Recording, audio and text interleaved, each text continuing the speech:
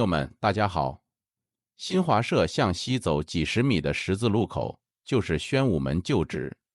宣武门外的胡同我们前面都介绍过了，今天我们就逛逛宣武门内的几条胡同。地铁2号线宣武门站西北口出来，就可以看到繁星戏剧村。戏剧村南北西3面都被抄手胡同包围。抄手胡同的名字与四川的美食龙抄手没有啥关系。有一类胡同呈 C 字形，从一个胡同口走进去，转来了一圈，又从离入口不远的地方转回来，因其样子就像一个人冬天为了不动手，将2只手互相揣进2只袖子里，称为抄手。这种类型的胡同被称为抄手胡同。北京原有好几处叫抄手胡同的地方，但后来由于各种原因，大多消失或更名。除了宣武门内的这条抄手胡同，白塔寺附近还有一条胡同叫做前抄手胡同。繁星戏剧村的门牌号是抄手胡同64号，清初这里曾是木尔户贝子府。木尔户为努尔哈赤长子楚英的孙子，《孝廷序录》记载，贝子木尔户宅在宣武门内，后来又成为木尔户的侄子准达的贝子府。在乾隆京城全图上宣武门附近有一组院落，标记为准达的曾孙辅国公博尔庄武的宅邸。上世纪90年代，贝子府还是北京市电影器材公司，到了2009年，这里被改造成国内第1家民营级群式剧场繁星戏剧村。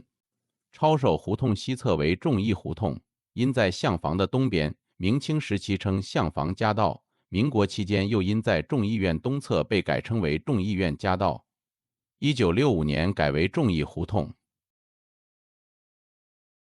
抄手胡同北侧是头发胡同，这条胡同虽然名字很平常，甚至有些怪异，但却有着悠久的历史。据史学家推测，元大都建成之前，从唐代的幽州城开始，到辽南京、金中都，头发胡同都是城墙的北城垣。关于胡同名字的来历，有人说因为胡同细长，状如头发。其实头发胡同并不细，相反胡同均宽约4米，算得上比较宽阔了。也有人说，原先胡同里有卖染口的，也就是戏曲中表演者所戴的甲须，因此得名。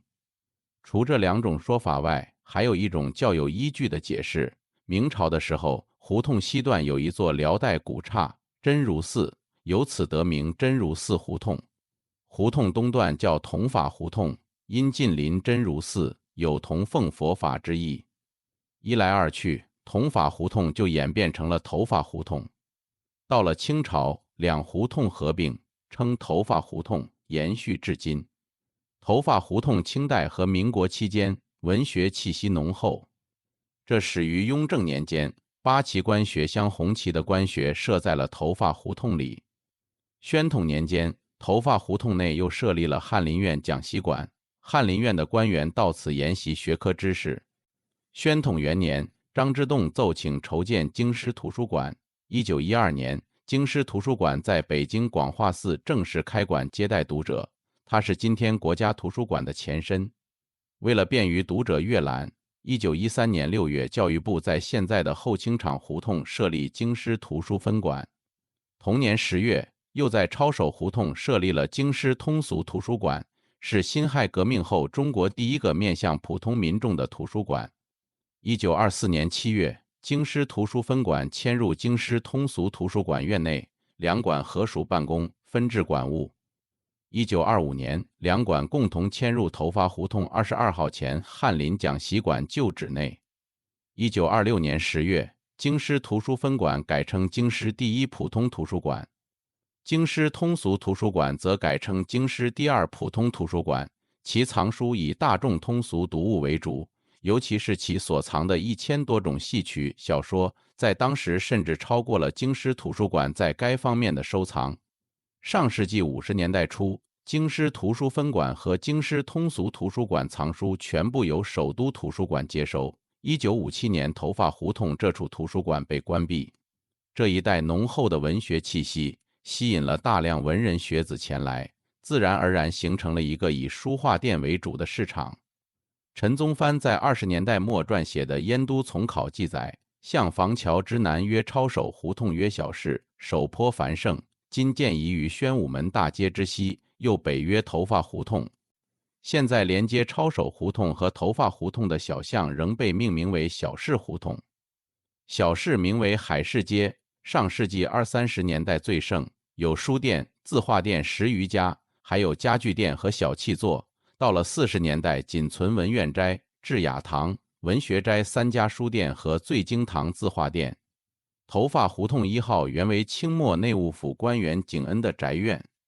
光绪11年开始，清政府对三海、钓鱼台等处进行了一次较大规模的修缮，景恩是负责监管修缮工程的官员之一。因修三海有功，慈禧太后将头发胡同东口一块地赐给景恩，建成四合院，院内环境优雅。1951年左右，明史专家吴晗被任命为北京市副市长，就从清华大学搬出来住在这里。不久，吴晗又搬到了北长街38号。之后，北京的另外2位副市长张有余和吴仁也曾在此院居住。估计就是从这里开始，吴晗就开始酝酿他那拆除北京城墙和古建筑，挖掘明代皇陵的计划。头发胡同从唐朝幽州城开始成为城垣，那它的北侧必定有护城河。这条护城河就是现在的受水河胡同。北京考古40年记载，自白云关北之小河向东流，穿东西太平胡同，达头发胡同之北的受水河胡同，似唐幽州城之北护城河。后来河道干涸，遂变为臭水河。民国谐音改为受水河。1965年又谐音称为受水河胡同。胡同内有一所小学，实验二小受水河分校。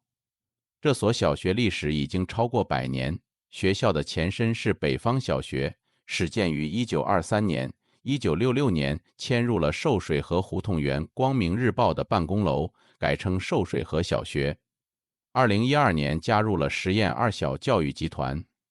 受水河小学的东侧，清朝是特尔户贝子府，特尔户是前面介绍的抄手胡同莫尔户的弟弟。